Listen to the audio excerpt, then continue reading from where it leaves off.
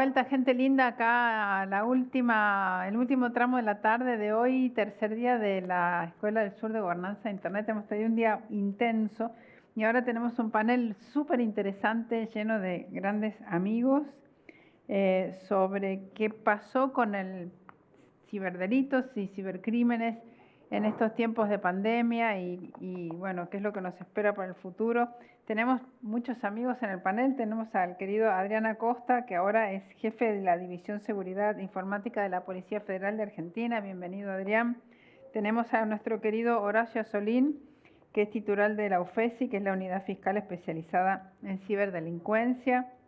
Ellos están acá en Argentina. Tenemos a la querida Daniela Dupuy, ella es fiscal, coordinadora de la UFDIC, del Ministerio Público Fiscal de la Ciudad de Buenos Aires, y mi querida Sandy Palma, que es CEO de Honduras Cibersegura, que ella está en Honduras, en Tegucigalpa, y además ella es alumna de la escuela en ediciones anteriores y nos ha estado ayudando mucho con tweets permanentes de todos los paneles y de todo lo que hemos estado haciendo en esta semana. Gracias, Sandy, por tu ayuda.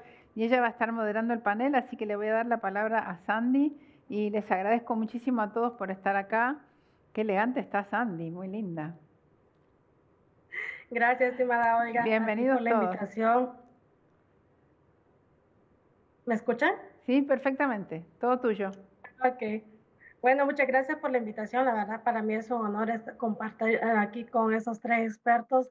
Adrián, querido amigo, bueno, nos miramos hace una semana en México, compartimos allá en un evento de la Policía Cibernética. Horacio, un gusto estar contigo también. Y Daniela, que próximamente ya se nos va a unir. Pero previo a iniciar esta temática tan importante que es de interés de todos, ¿verdad? Es importante recalcar que incluso en un informe del FBI que sacaron ellos, lo que es el informe de las tendencias de lo que es los ciberdelitos para el año 2020, hay que tomar en cuenta que ellos, si bien es cierto, ellos solo toman en cuenta Estados Unidos, pero estas cifras nos sirven a todos para tener una idea en los demás países a nivel global. Eh, en el 2016, ellos indican que recibieron casi 300,000 denuncias, comparado con el 2020, que fueron casi 800,000. Y en datos, en cuestiones de dinero, para el 2016, ellos indicaban que eran pérdidas de 1.5 billones y para el 2020 de 4.2 billones de dólares. Si vemos, esto va creciendo de manera exponencial. Y cuando hablamos de cibercrimen, muchos pensamos que solo se refiere a lo que son los ataques a las infraestructuras críticas, como ser los ransomware, el típico phishing, el ataque de SEO, pero realmente cibercrimen es más que esto. Y para ello vamos a iniciar con nuestro querido Adrián. Adrián es, como dijo Olga, el jefe de la División de Seguridad Informática de la Policía Federal de Argentina y tiene una gran experiencia ya que estuvo como oficial de delitos digitales en la Interpol. Desde tu punto de vista nos gustaría, Adrián, y cuentas 15 minutos a partir de ahora, ¿verdad? Para que nos digas cómo es el cibercrimen pre, durante y cómo será post-COVID. ¿Cuáles han sido los cambios? Hola Sandy, muchísimas gracias. Buenas tardes a todos. En principio agradecerle a Olga y a Adrián nuevamente por la invitación a participar de este evento, así que muchísimas gracias, y a Sandy por moderar este panel, muchas gracias. Un honor también estar con Horacio y con Daniela compartiendo este panel.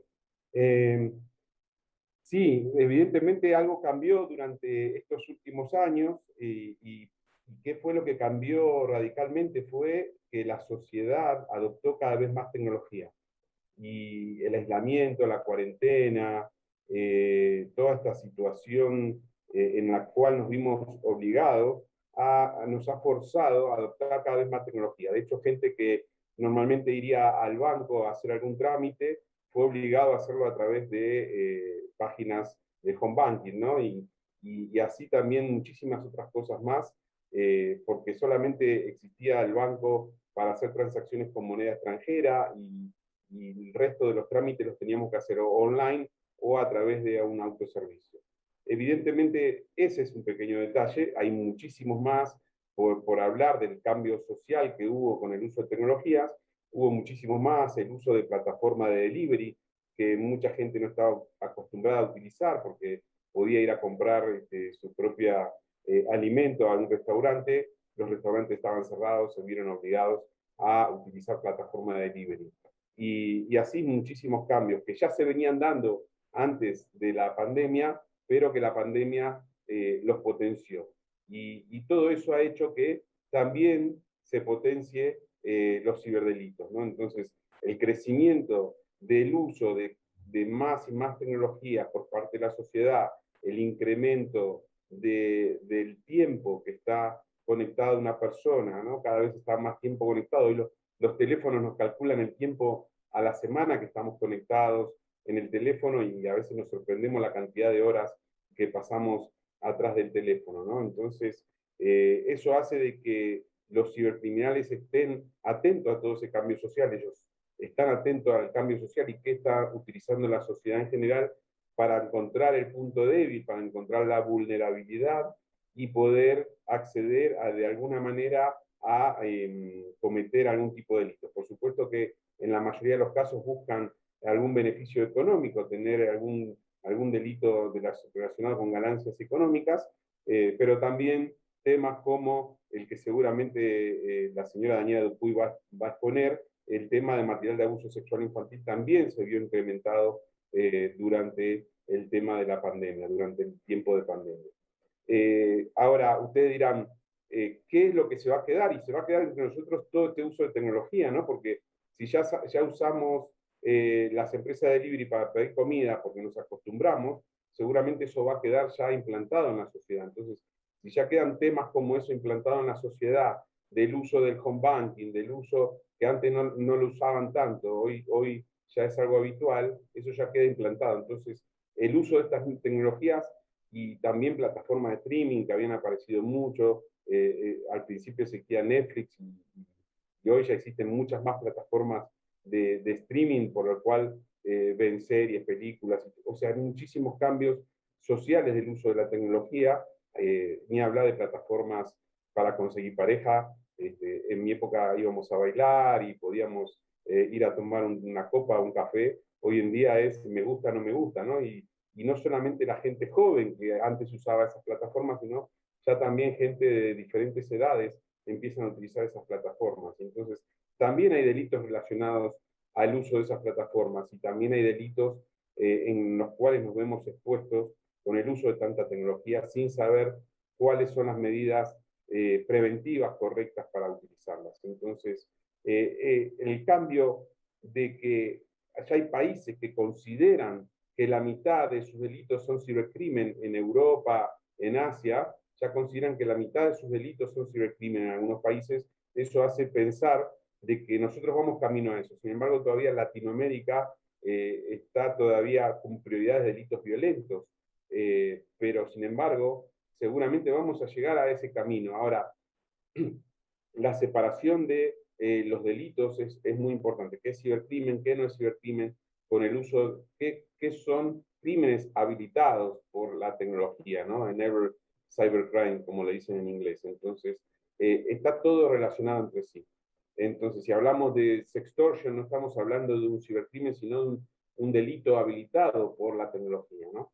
Y tenemos sí cibercrímenes como ser el tema de código malicioso, de ransomware y muchos otros cibercrímenes. Los ciberataques son los delitos que más crecen a nivel mundial y eso no lo podemos ignorar.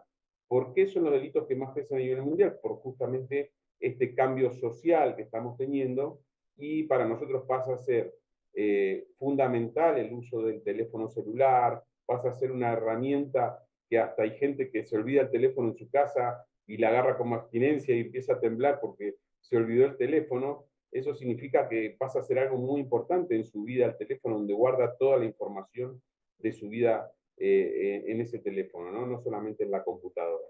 Entonces, las empresas empiezan, ya hace muchos años, pasó a ser la información un elemento fundamental, un patrimonio fundamental, y tienen que resguardar esa información. Sin embargo, las pequeñas empresas, que son las que más ataques cibernéticos o ciberataques tienen, a veces ignoran de que son atacados. ¿Por qué? Porque no tienen las medidas de seguridad necesarias, el robo de información durante el COVID ha crecido muchísimo.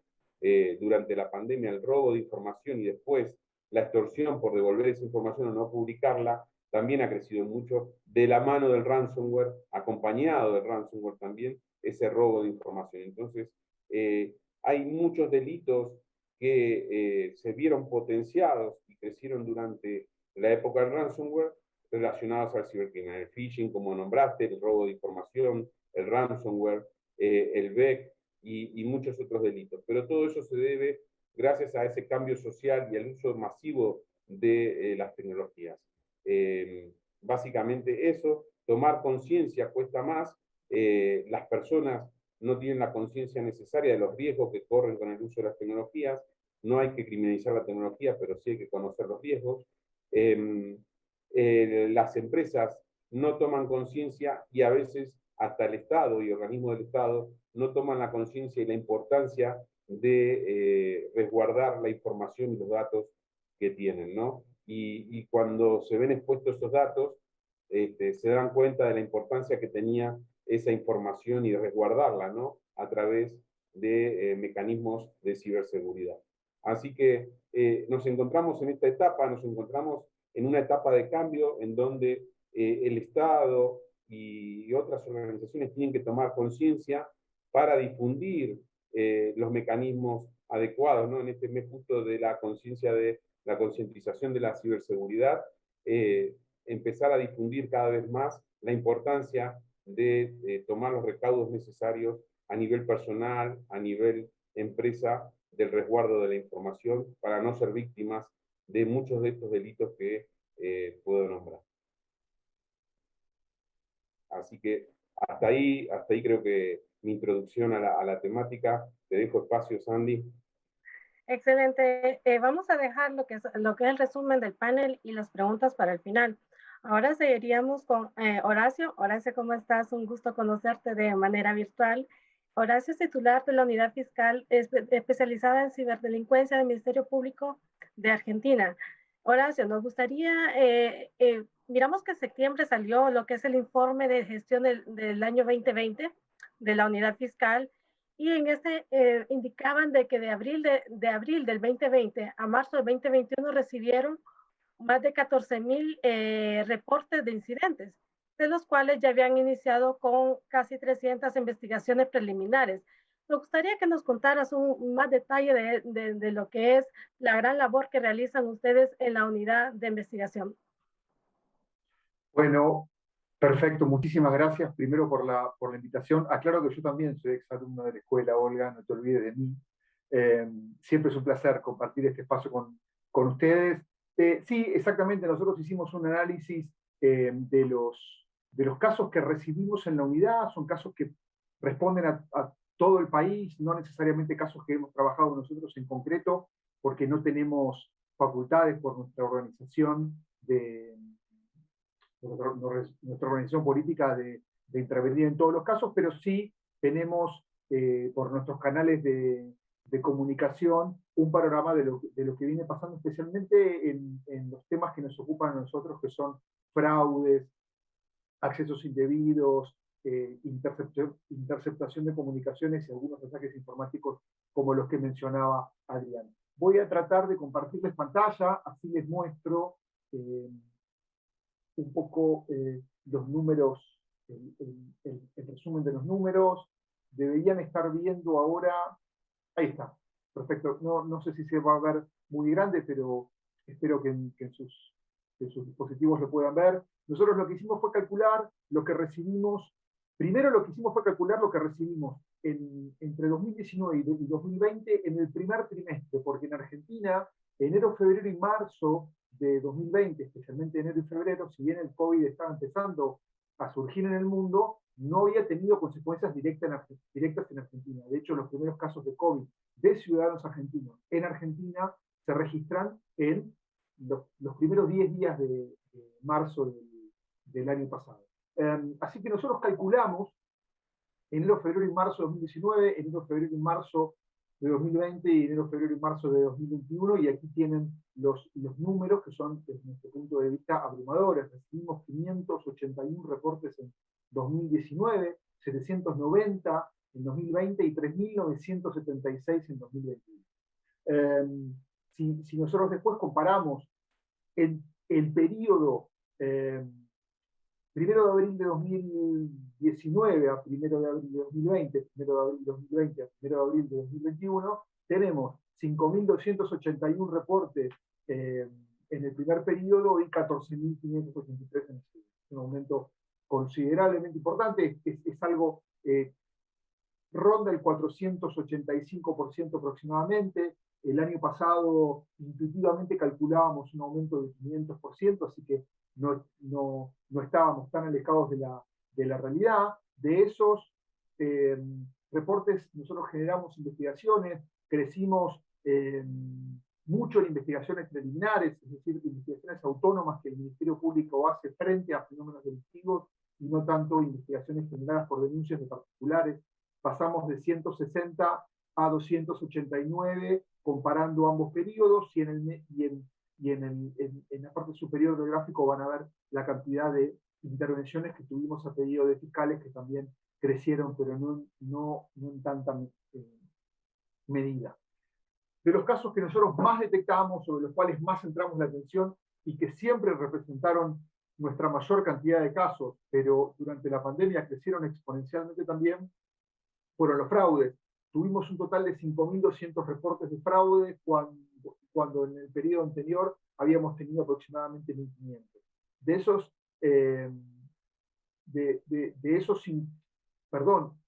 Del total de fraude, 5.200 representaron casos de compraventas de bienes y servicios, personas que compraban bienes y servicios en plataformas de retail, de las más conocidas, y después tienen algún problema en el cumplimiento de lo pactado, o que contrataban algún servicio y el servicio nunca llegaba, contra 603 que habíamos tenido anteriormente, y después, fundamentalmente, lo que tenía que ver con fraudes relacionados con la banca, es decir, los accesos indebidos a las cuentas de los bancos. Adrián hablaba de eso también en su intervención. Pasamos de tener 16 en el periodo anterior a tener 1.064 ese año, y comparando con el primer trimestre de 2021 los números crecieron muchísimo más también, y después otros tipos de fraude representaron casi 2.300 casos adicionalmente. El fraude creció mucho, y creció especialmente mucho lo que tiene que ver con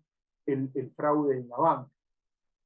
Aquí tenemos, esto tal vez sea muy pequeño, pero la distribución también por plataforma entre un año y el otro. En principio teníamos usualmente, pensando los fraudes en las compraventas relacionadas con las redes sociales, y empezaron a crecer las plataformas de retail, especialmente en Argentina, Mercado Libre, empresa argentina, pero con penetración en muchos otros países de la región, creció muchísimo también, y también empezó a jugar muy fuertemente WhatsApp como plataforma de intercambio de bienes y servicios, aunque es una plataforma de mensajería no pensada específicamente para eso. El ransomware creció mucho también. En Argentina tuvimos casos muy importantes de empresas multinacionales, también empresas estatales y que representan infraestructuras críticas de la información. Hemos tenido 10 casos en el periodo anterior y 38 durante la pandemia. Y finalmente también otro fenómeno que nos interesó captar, pese a que no tiene tanto que ver con los delitos contra el patrimonio, la difusión no autorizada de imágenes íntimas, lo que se conoce usualmente como revenge porn, ha tenido un crecimiento muy importante. Pasamos de 106 casos a 385 casos entre un periodo y el otro, y esto tiene bastante lógica, digamos, porque el aislamiento generó muchísimo más contactos de este tipo entre adultos. Este es un poco el resumen general de nuestro informe. Algún otro dato para mencionarles. Voy a dejar de compartir las pantallas si nos vemos.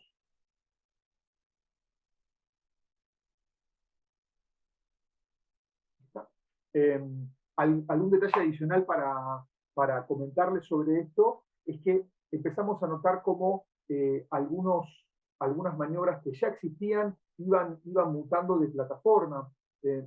Nosotros siempre hemos tenido accesos indebidos a cuentas, digamos, siempre hemos tenido reportes de acceso indebidos a cuentas. Los reportes de acceso indebidos a cuentas han crecido, pero lo que empezamos a notar es que las cuentas que usualmente se accesaban, que eran cuentas de redes sociales y que estaban más asociados a cuestiones banales, Instagram, Facebook, Twitter, empezaron a ser tomadas, pero como vehículo para cometer otros delitos. Al principio, cuando se tomaban esas cuentas, se pedía rescate por esas cuentas, pero ahora la toma de cuentas tiene que ver con la posibilidad de distribuir a través de esas cuentas spam o de generar fraudes a través de esas cuentas, conectándose y, por ejemplo, pidiendo dinero. Pero además de esas cuentas, se empezaron a tomar otras cuentas que tal vez no estaban dentro de nuestro radar y que tienen que ver con la asociación de esas cuentas a billeteras digitales. Cuentas de PlayStation Network, cuentas de PayPal, cuentas de Starbucks, que al menos en Argentina suelen estar asociadas a una tarjeta de crédito, cuentas de empresas de delivery como Pedido Ya, Rappi, Uber Eats, cuentas de Uber, digamos, toda cuenta a la cual yo le asocio una tarjeta de crédito para poder tener una experiencia de usuario más sencilla, fueron las que estuvieron a la orden del día a la hora de hacer el takeover, y el denominador común de eso tiene que ver con que las organizaciones criminales necesitaron, muy especialmente al principio de la pandemia, monetizar rápidamente sus operaciones porque tenían que de alguna manera subsistir. Y esto nos da la pauta de que tal vez muchas de las organizaciones que están detrás de esto, al menos en Argentina, son organizaciones que estaban acostumbradas a hacer delitos contra la propiedad urbanos, violencia urbana, y que en los momentos más duros del aislamiento en Argentina, hoy afortunadamente no estamos en esas etapas, no había gente en las calles, entonces había que hacer alguna otra mutación en ese sentido. Ahora, si bien estamos más en la calle, nos parece que estas modalidades van a seguir, digamos, no es que van a retroceder tal como decía Adrián, digamos, las operaciones en línea van a seguir y este tipo de operaciones van a seguir también. Y otra cosa, y con esto finalizo si le damos tiempo a Daniela y a las preguntas después, es que lo que también notamos fundamentalmente en lo que tenía que ver con takeover de cuentas de bancos y accesos, que usualmente ubicábamos estas conductas en organizaciones criminales que no necesariamente funcionaban en nuestro país. Tal vez eran organizaciones criminales en función de las direcciones IP que usaban y de la localización que podíamos generar por números de teléfono y algunos otros indicadores, que eran organizaciones criminales que funcionaban en otros países y que tomaban los datos de tarjetas de crédito de argentinos y argentinas y se usaban en otros países. Ahora, todo esto que estamos viendo es local, porque el uso de las tarjetas, el uso de los datos, los accesos a las cuentas son desde Argentina. Entonces, eso también es otro dato preocupante para nosotros, porque quiere decir que hubo una especie de transferencia de tecnología, una transferencia de know-how hacia organizaciones argentinas que antes tal vez no estaban tan preparadas sobre eso. Así que ese va a ser un desafío para todos los que estamos trabajando estos temas en todo el país, porque va a empezar probablemente a afectar nuestras investigaciones, la calidad de nuestras investigaciones, y por supuesto también vamos a tener que mejorar nuestra capacidad técnica para poder responder al creciente crecimiento, para la redundancia, de estas modalidades. Bueno, yo con esto finalizo, creo que estamos bastante bien de tiempo, y les agradezco muchísimo la oportunidad de compartir este panel. Excelente, Horacio. De igual manera como con Adrián, el resumen y las preguntas las vamos a dejar para el final. Querida Daniela, un gusto conocerte por este medio, aunque ya habíamos interactuado de manera virtual, pero no nos habíamos visto, ni por medio de cámara hasta el día de hoy. Daniela, ella de igual es de Argentina. Imagínense qué honor el mío compartir con 3 argentinos el día de hoy, y crecí con un argentino. Mi tío era argentino porque ella falleció. Bueno, Daniela ella es fiscal coordinadora de la unidad del Ministerio Público Fiscal de la Ciudad Autónoma de Buenos Aires, Argentina. También es la directora de la Diplomatura Internacional en Ciberdelincuencia y Tecnologías en Investigación de la Universidad de Austria en Argentina. Daniela, tú el día de hoy, pues bueno, realmente no nos vas a hablar solamente de un tema, sino que nos gustaría escuchar tu punto de vista desde los dos lugares en los cuales te desempeñas. En primer lugar, ¿cómo ha sido la tarea monumental que han realizado durante esta pandemia en lo que es la unidad, ¿verdad? En el Ministerio Público de la Ciudad de Buenos Aires, Autónoma de Buenos Aires, Argentina? Y de igual manera nos gustaría conocer desde la Diplomatura Internacional de Ciberdelincuencia y Tecnologías, cómo ha sido o saber cómo son los temas de capacitación en este tema, o sea, capacitación, educación. ¿Cómo podemos hacer para formarnos, no solamente los que viven en Argentina, sino todos los que estamos afuera? Bienvenida, Daniela, un gusto conocerte. Muchas gracias, Andy. Bueno, ¿tienen 2 horitas para escucharme? No, no. Bueno, gracias. Gracias. Primero quiero agradecer a Adrián y a Olga por esta invitación. Sandy, realmente muy, muy amoroso tu trato y placer con Adrián y con Horacio siempre compartir estos espacios.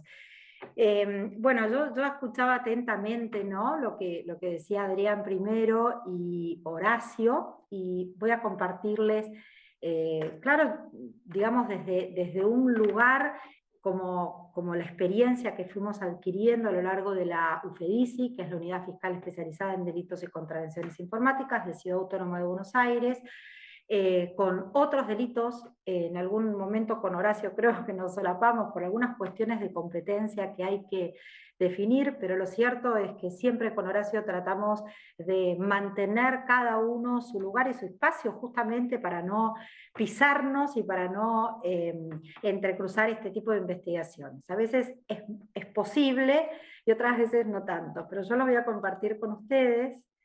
Yo lo escuchaba, mientras tanto, voy a decir que Horacio decía que, bueno, cuando nosotros empezamos a ser fiscales especializados, ¿no? Con muy poco tiempo de diferencia el uno del otro, lo cierto es que quizás lo que se veía era que existía un alcance local de los ciberdelincuentes. A ver, espérenme un minuto. Ahí está. A ver, momento, por favor, que me gustaría compartir con ustedes. Bueno, se los voy a ir contando, porque no sé qué problema estoy teniendo hoy con mi compu, pero bueno, ¿me escuchan bien ahí? ¿Me ven, verdad?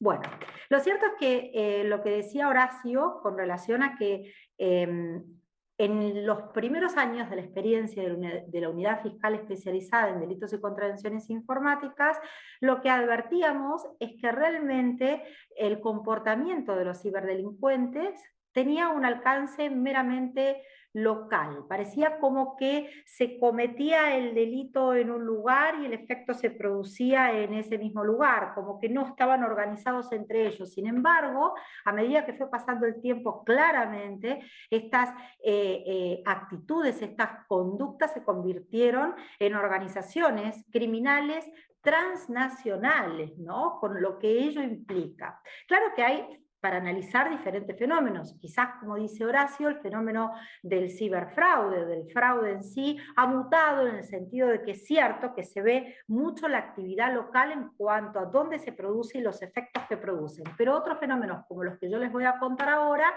realmente seguimos advirtiendo estos efectos transnacionales. ¿Y qué quiere decir transnacionales? Concretamente, que un autor puede estar en España, pero pueden existir varios autores que están al mismo tiempo en Italia y en Francia, y las víctimas pueden estar en Honduras, pero también al mismo tiempo pueden estar en la Argentina y en El Salvador. ¿Y saben qué? La evidencia digital, aquellos datos que necesitamos los fiscales, los investigadores, para comenzar a investigar, se encuentran alojados en un servidor en el exterior, ¿sí? O muchas veces hasta fragmentados en diferentes servidores en diferentes lugares del país. Y esto claramente nos lleva a un primer desafío, más allá que en otro momento podemos discutir las cuestiones de competencias, qué principios adoptamos para saber quién investiga, quién no investiga y demás, pero lo cierto, esto nos lleva a algo que es fundamental, y es la cooperación internacional, la cooperación entre los estados. ¿Por qué? Porque si hay un fiscal que está en Honduras,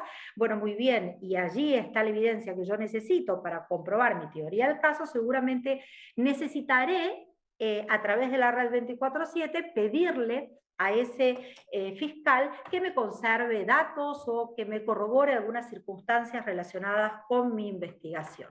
Pero no solamente es necesario en este sentido la relación y la cooperación profunda entre los estados, sino también entre los estados y, como bien decía Adrián, con el sector privado, Facebook, Microsoft, Twitter, que nos respondan en tiempo y forma acerca de los datos que les pedimos o los requerimientos judiciales. Muy bien.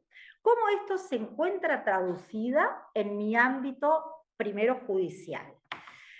La vedette, por así decirlo, de los delitos que investigamos en el ámbito de esta unidad, tiene que ver con los delitos contra la niñez.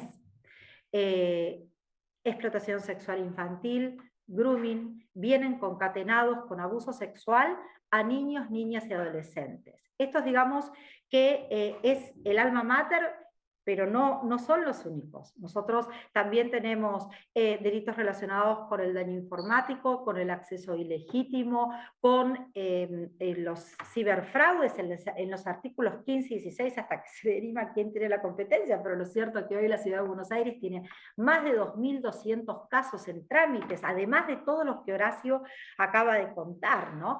Y todo lo que se relaciona también con contravenciones, esta difusión de imágenes sin autorización que Horacio está investigando en el ámbito nacional, cuando todavía no hay un delito específico, que yo sé cómo Horacio lo analiza y lo subsume en una figura penal perfectamente, pero lo cierto es que el tipo penal que necesitamos, concreto, como lo exige la imposibilidad de hacer una analogía en el ámbito penal con relación a la difusión de imágenes sin autorización, no lo tenemos en la República Argentina, como sí está legislado en muchos países de Latinoamérica, en España, etc.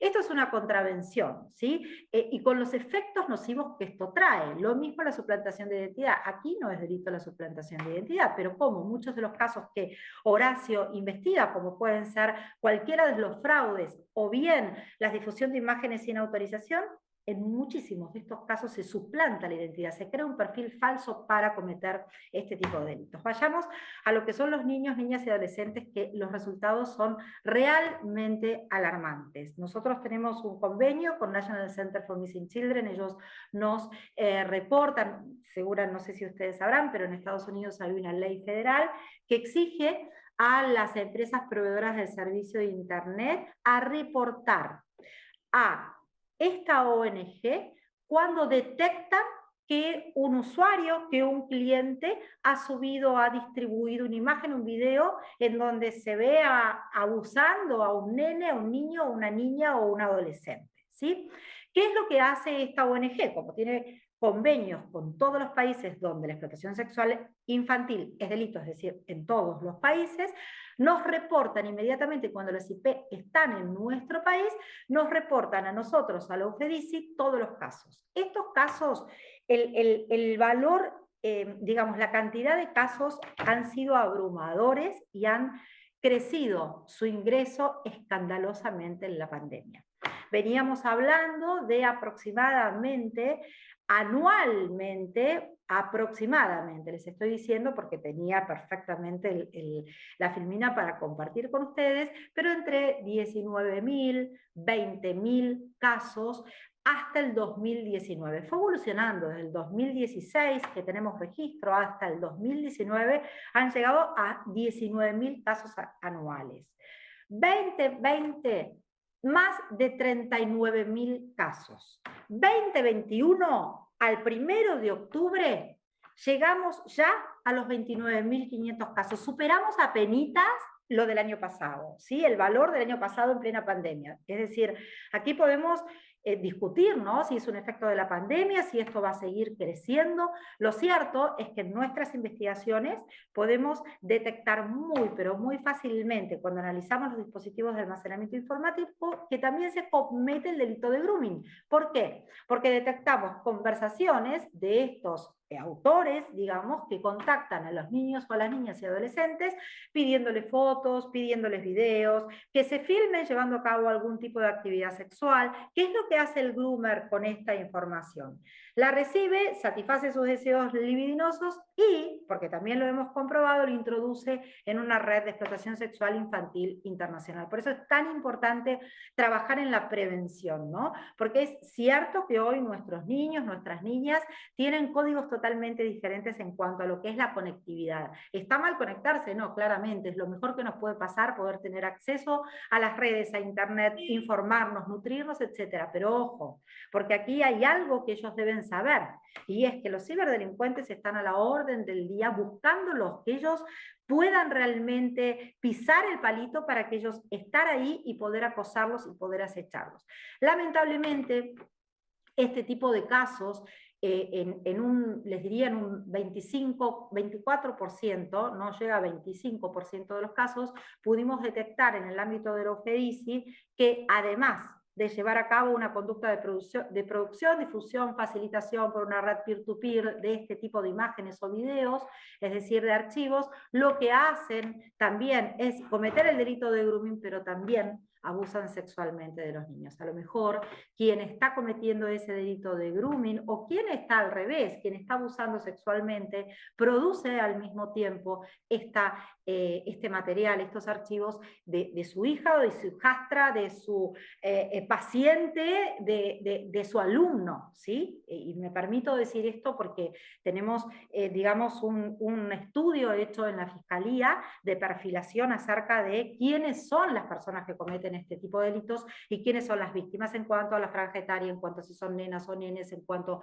a qué se dedican, qué hacen, quiénes son sus padres, cuánto tiempo pasan solos, cuánto tiempo están en familia y sobre todo lo relacionado con los ciberdelincuentes, a qué se dedica, qué franja etaria tienen, qué sexo tienen.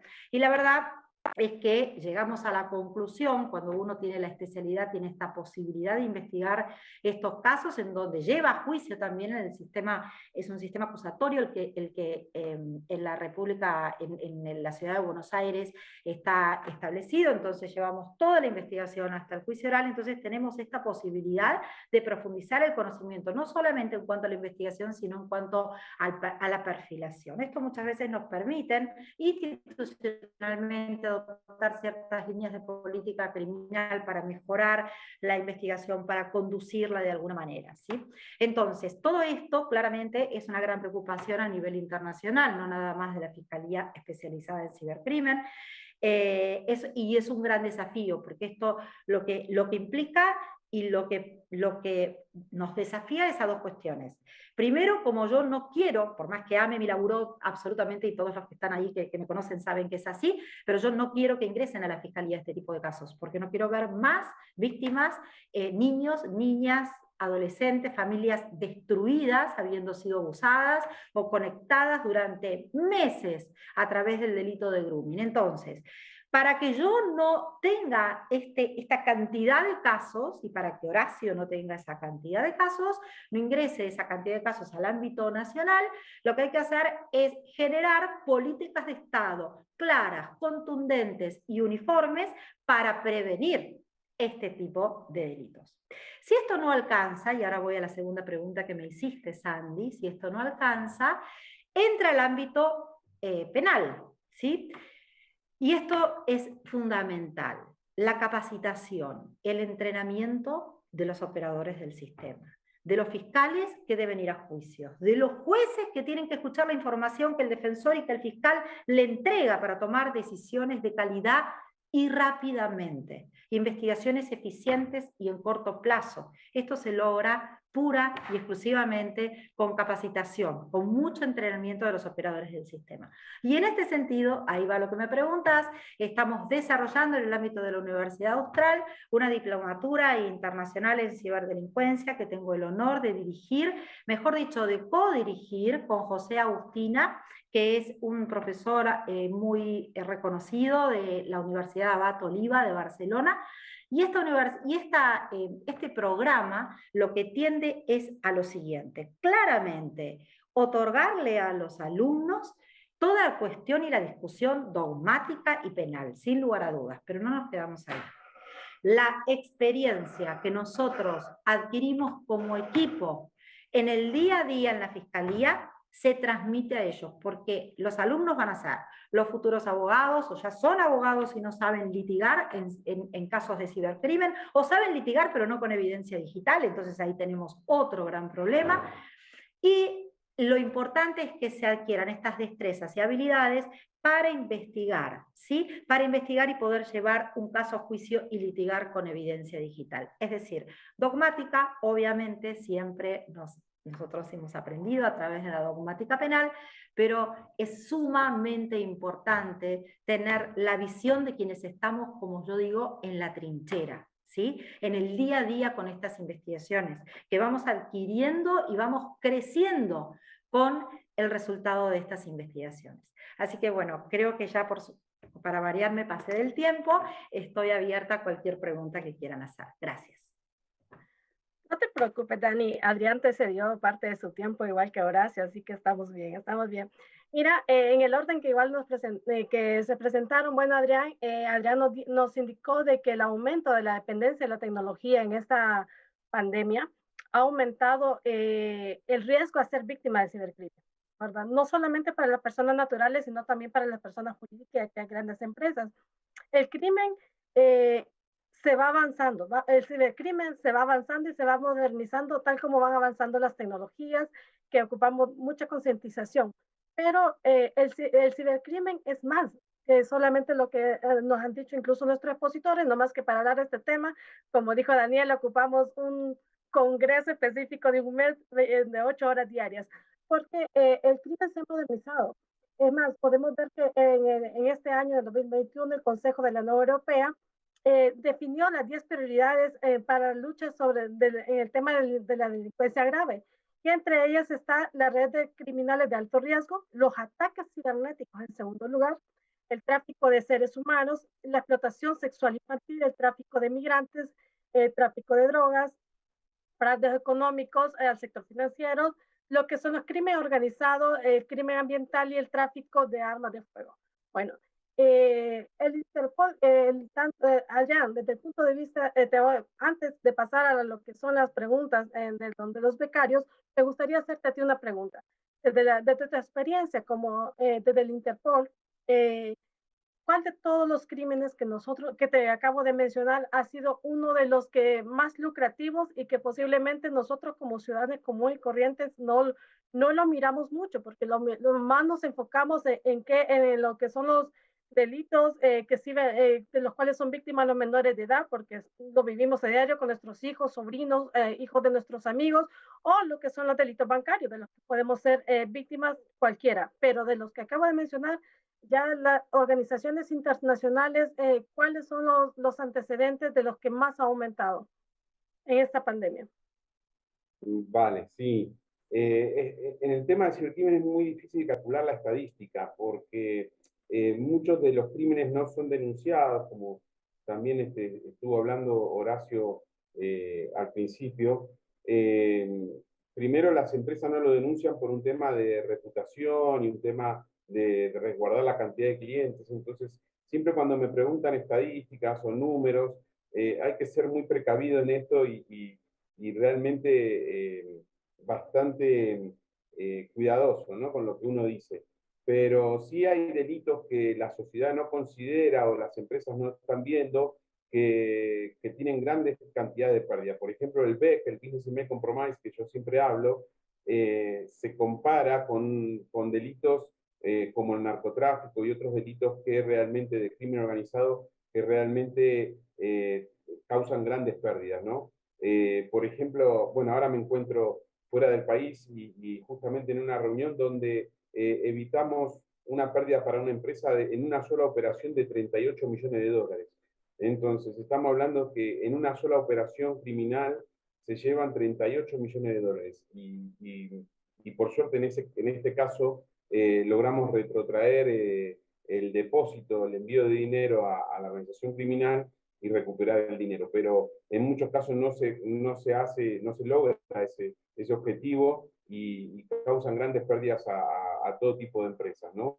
Y bueno, son algunos de los delitos económicos que causan grandes cantidades de pérdida a nivel mundial, no solamente en Estados Unidos o en Europa, sino a nivel mundial, en nuestros países de Latinoamérica también se ven afectados mucho con el BEC. Y bueno, Horacio también lo sabe y seguramente podría ampliar información acerca de eso en el tema de Argentina, pero el cibercrimen está enfocado prácticamente en su gran mayoría a daños económicos, ¿no? A conseguir ganancias económicas y por otro lado el tema de delitos contra menores también lleva aparejado también algún tipo de ganancia económica para los criminales, más allá del daño a las personas, ¿no? Muchas gracias, Adrián. Estimado Horacio, como indicaste en tu presentación, realmente, según las estadísticas y los datos de tu informe, los cibercrímenes, el cibercrimen ha crecido exponencialmente. Y para ustedes es un dato alarmante porque creció de estar así a estar así durante la pandemia. Sin embargo, que como dijo Adrián anteriormente, todos sabemos que este dato es mayor todavía, porque muchas de las personas naturales no denuncian y las empresas igual. Lo que más suelen denunciar son los de fraude bancario o los delitos a menores, como indicamos anteriormente, pero cuando, por ejemplo, una mujer o un hombre es víctima de sextortion, o que le comparten imágenes íntimas, este tipo de delitos no lo denuncian. Lo que hacen simplemente es reportarlo en la red social para que estos sean dados de baja o lo ponen con censura. Sin embargo, eh, realmente los ciberdelincuentes se actualizan a diario. O sea, así como el cibercrimen va modernizándose, va actualizándose, ellos se están actualizando. En la fiscalía, tomando en cuenta de que el ciberdelincuente se está actualizando, ¿ustedes tienen un plan o una metodología de mantener actualizado a su equipo técnico?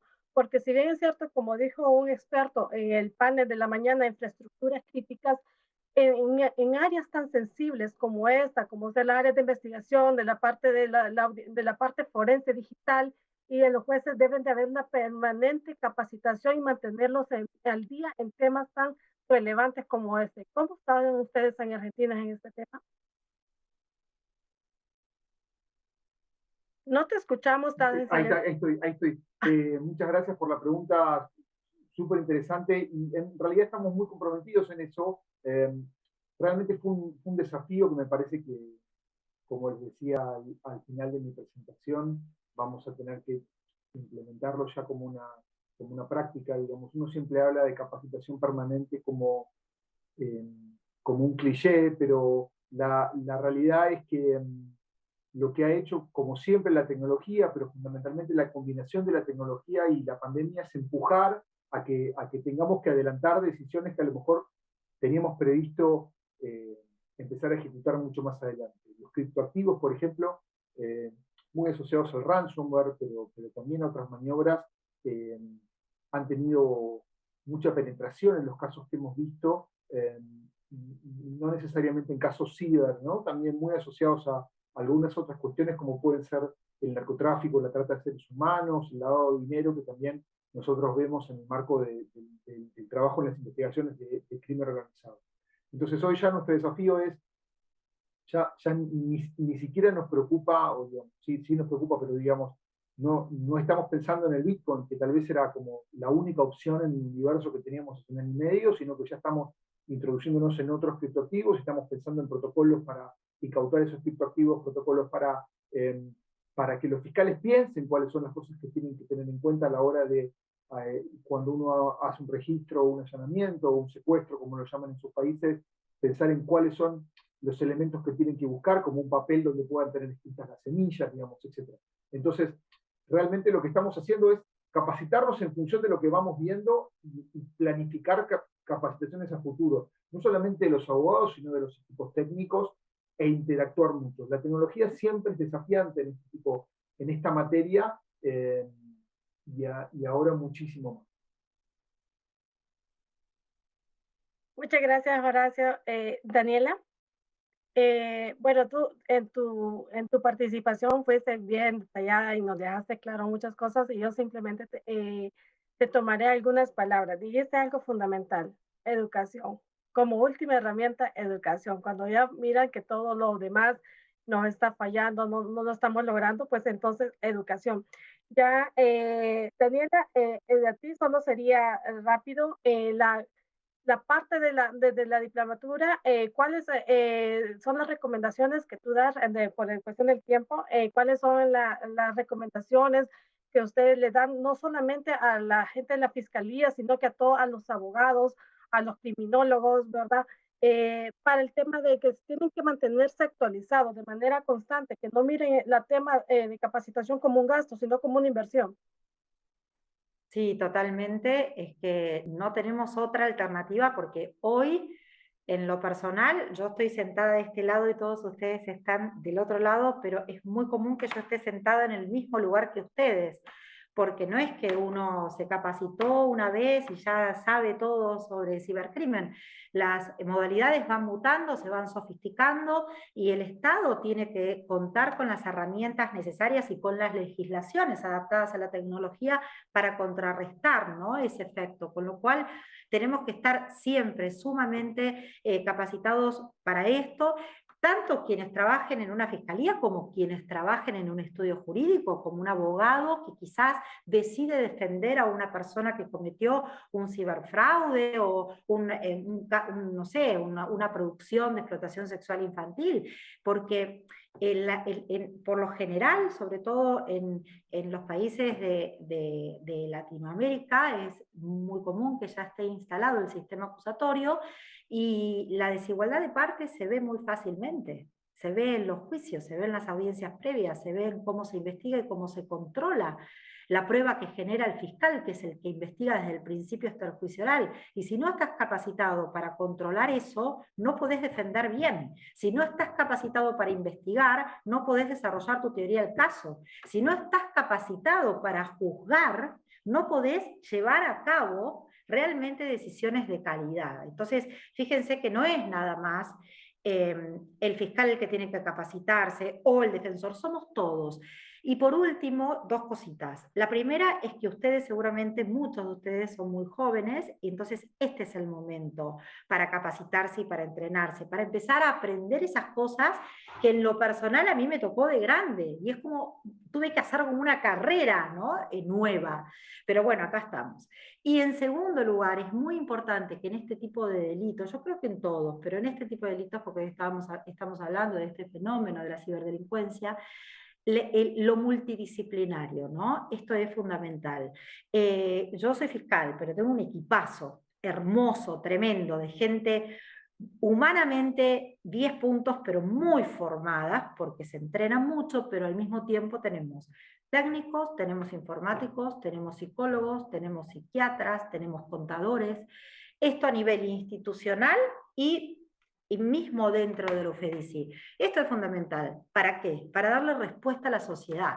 ¿Sí? Como decía Adrián, bueno, hay muchos casos en los que no se han denunciado. Eso quizás yo lo vinculo más con lo que fue al principio. Hoy en día la gente denuncia porque tan abiertamente le obtienen esos datos sensibles y le transfieren un montón de dinero de sus cuentas y le sacan crédito a sola firma de una manera tan deliberada que la gente ya comienza a denunciar, porque los bancos a veces pueden responder, pero otras veces no pueden responder y esperan que la justicia penal haga lo suyo. Por eso digo, acá es multidisciplinario, porque el sector privado juega un papel fundamental. Las entidades bancarias, las empresas proveedoras de servicio internacional y nacional, todos somos, ni hablar las fuerzas de seguridad, internacionales y nacionales. Todos tenemos que realmente formar un gran equipo con un objetivo y un foco en común, ¿no?, que es prevenir este tipo de delitos y si no se pudo prevenir, poder llevar adelante investigaciones con buenos resultados. Muchas gracias, Daniela. Bueno, como conclusiones de este panel, nos dimos cuenta que en esta pandemia, pues el hecho del teletrabajo hizo que nos dependamos más de la tecnología. Pues bueno, hay que ser conscientes que el teletrabajo vino para quedarse. Post pandemia, el modo de teletrabajo va a ser híbrido en muchos países, organizaciones públicas o privadas, va a quedar de manera híbrida, de manera permanente, e incluso en algunos va a quedar de manera permanente el teletrabajo, así que tenemos que invertir en tecnología, ¿verdad? Tenemos que invertir en lo que es en la educación de nuestros empleados, o sea, públicos, o también de los colaboradores en el sector privado, para crear lo que es concientización y así disminuir el riesgo, tomando en cuenta que el riesgo a nivel cibernético jamás lo vamos a eliminar, pero sí podemos disminuirlo para que nuestra organización no vaya a ser víctima de esto. Y por último, especialmente en los países grandes como ser Argentina, México, Estados Unidos, la colaboración de los entes de investigación, tanto a nivel estatal como federal, es fundamental para lograr lo que es los objetivos de lucha contra lo que es el cibercrimen. Porque en el Internet, como dice una de las características de la revista de la Comisión Interamericana de Derechos Humanos, la característica del Internet no tiene fronteras. El Internet no tiene fronteras, no podemos decir, aquí está, hasta aquí está el Internet de Honduras y a partir de aquí es el de El Salvador. Por ende, la colaboración a nivel interno como a nivel internacional con los demás países es fundamental. Estimada Olga. Gracias, querida Sandy, gracias Adrián, gracias Daniela, gracias Horacio. Les recomiendo que sigan a Horacio en Twitter porque él es muy generoso con la información y siempre tiene tweets súper útiles. Por ejemplo, yo puse doble autenticación en WhatsApp después de que él me lo recomendó. Ya había tenido un incidente hace 2 años bastante grave. Me hackearon LinkedIn y Skype. La cuenta de Skype nunca más la pude recuperar. La de LinkedIn me costó muchísimo. Llegué a tener que mandar una foto del pasaporte para que me creyeran. Y no sé si estuve chateando horas enteras, días enteros, no sé si con un chatbot o con una persona, en inglés por supuesto. Me costó muchísimo. Después que me pasó eso, mi hijo me dijo, ¿viste? Siempre te dije que pusieras doble autenticación. Él se dedica a la ciberseguridad. Entonces, bueno, a lecciones aprendidas. Puse doble autenticación en WhatsApp después que leí un tuit de Horacio, gracias. Y nada, esa educación, aún los que estamos involucrados con tecnología, y yo me considero una persona medianamente informada un poco más, tengo una formación técnica y sin embargo pensamos que no va a pasar, a mí no me va a pasar y nos pasa, así que un poco empieza también por las cosas muy básicas que creemos que las tenemos bien y no tanto, ¿no? Tengo algunas preguntas, si tienen un minuto para quedarse con nosotros. ¿Hay ciberpolicía capacitada para toda esta problemática y en qué países? Esa es una pregunta. Otra es un amigo de Sandy que se llama Sandro de Perú, que pregunta a Daniela si la suplantación de identidad no es delito en Argentina, ¿con qué tipo penal se puede investigar en una fiscalía este tipo de delitos? Y después hay una pregunta de Carla Alas de Duarte. En El Salvador ha habido un problema severo con 2 grandes bancos de gran renombre en el país.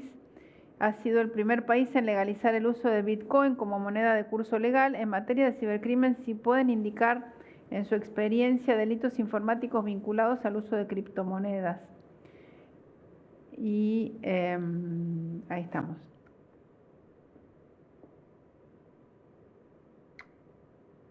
¿Para quién sería? Bueno, creo que una era para Adrián, no sé tú si Decía hablas de un poco de la policía, parte así de que la quizá criptomoneda. Adrián tiene esa información. No era para Adrián, pero me parece que Adrián es la persona adecuada para contestar. Sí. Vale, bueno, muchas gracias.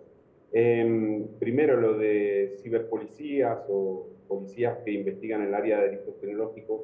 Por supuesto que hace muchos años que venimos trabajando en el desarrollo de las capacidades de estas unidades, ¿no? Y cuando yo empecé en el año 2005 apenas había algunos países que tenían unidades de cibercrimen. Hoy casi todos los países, excepto quizá 1 o 2, tienen muy bien desarrolladas las capacidades de investigación y sin embargo seguimos trabajando, como dijo Daniela, la importancia de la capacitación continuamente. De hecho, estoy en un evento hablando con la Unión Europea de la certificación de expertos en en cibercrimen, tanto para fiscales, jueces y policías, y estamos trabajando justamente en esto desde la Unión Europea y otras organizaciones internacionales para desarrollar este modelo de capacitación.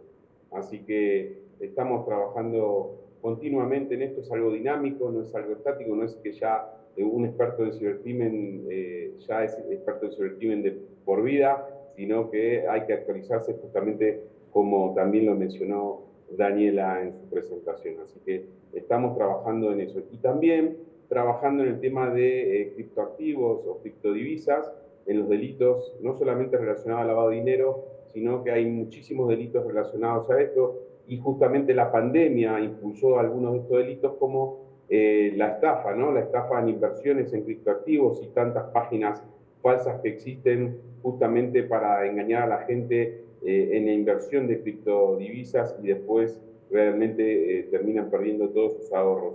Entonces, existen muchísimos delitos relacionados a las criptodivisas, el criptohacking, mensajes tipo carta nigeriana donde dicen que nos grabaron viendo pornografía y piden de rescate criptodivisas. Entonces, hay muchísimos delitos hoy relacionados a eso y estamos sacando una campaña de concientización a nivel Latinoamérica en el uso correcto de las criptodivisas.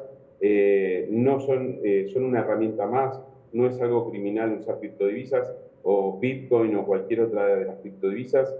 Simplemente lo que queremos nosotros es sacar una campaña de concientización justamente para que haya menos víctimas en este aspecto. Así que seguramente en diciembre la van a ver a nivel Latinoamérica esta campaña que está lanzada desde el programa del Pacto de la Unión Europea. No sé si eso responde las preguntas. Gracias, muchas gracias, Adrián. Había una pregunta para Daniela de suplantación de identidad. Sí. Bueno, suplantación de identidad no es un delito en la Argentina, está incluido dentro del anteproyecto de reforma del Código Penal, pero lo cierto es que hoy no es un delito.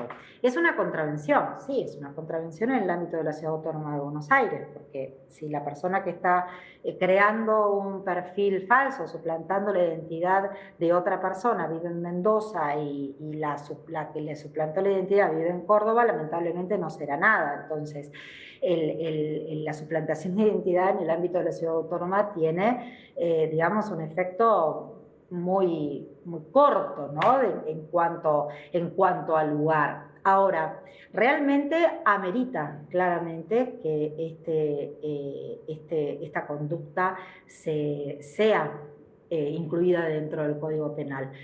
¿Cuáles son los casos?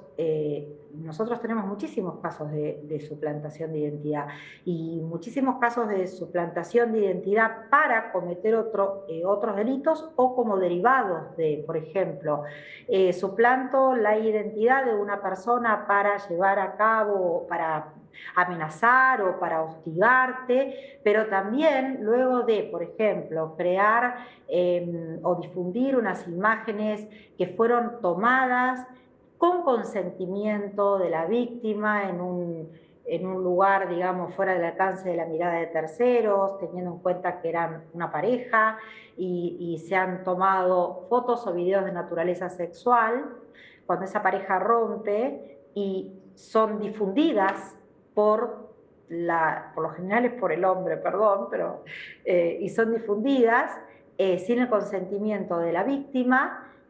En muchísimos casos podemos advertir que luego el autor crea un perfil falso suplantando la identidad de la víctima, pone su nombre verdadero, sus datos personales, su número de teléfono, el lugar donde trabaja. A través de ese perfil, de esa suplantación de identidad, lo que hace es ofrecer sexo y difunde en su perfil esas imágenes o esos videos que fueron obtenidos con consentimiento fuera del alcance de la mirada de terceros digamos, en el marco de una relación que existió en algún momento.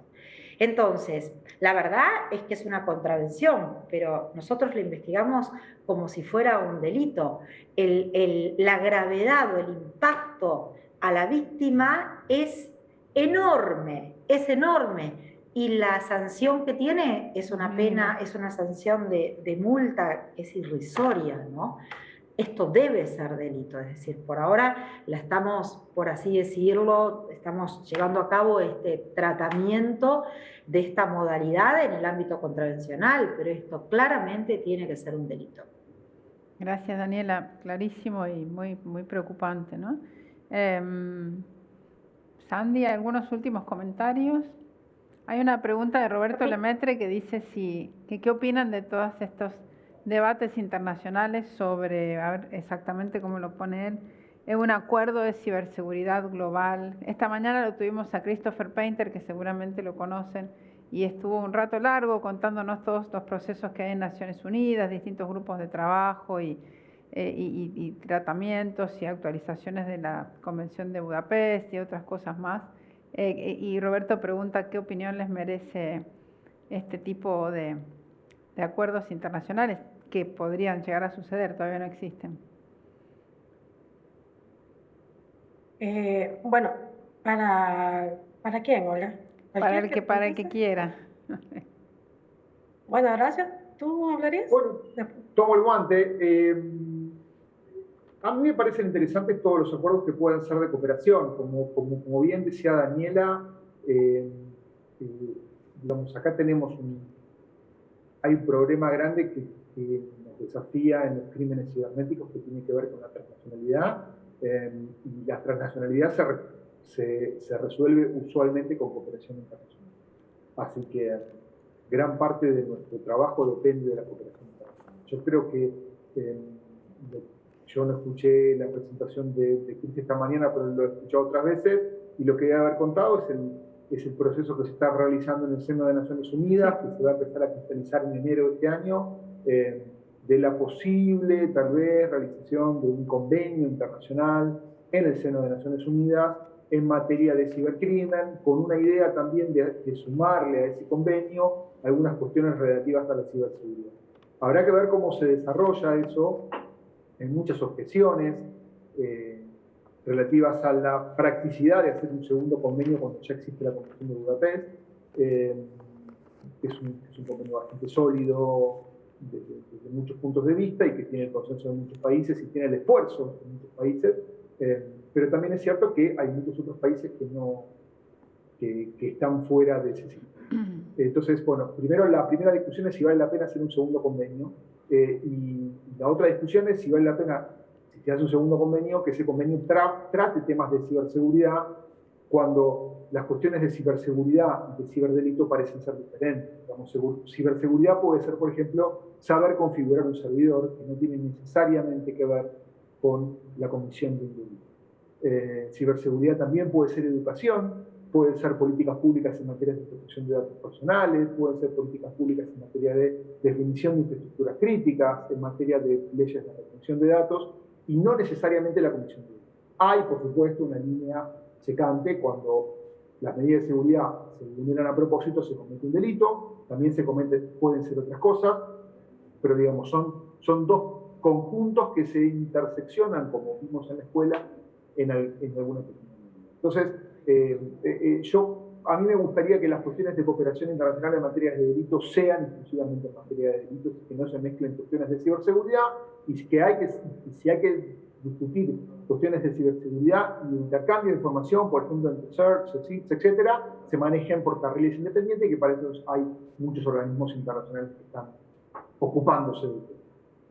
Gracias, Horacio, muy claro. Estimada Olga, con relación, solo un comentario, concuerdo completamente con Horacio, y también tenemos que recordar que existe también lo que es la Carta del Llamado de París, que nació en el IGF, ¿verdad? Que habla de la importancia de crear lo que es una lucha por crear la concientización de la parte de lo que es ciberseguridad para todos los Estados miembros, y de lo cual muchos de los países, igual que el Convenio de Budapest, no se han adherido, y es una gran herramienta que nació dentro de una organización de Naciones Unidas, Entonces, pero de igual manera es interesante, hay que ver cuál es el objetivo, cuál es la finalidad, y como dice Horacio, son dos cosas muy diferentes. Ciberseguridad, ciberdefensa, ciberdelitos son cosas muy diferentes.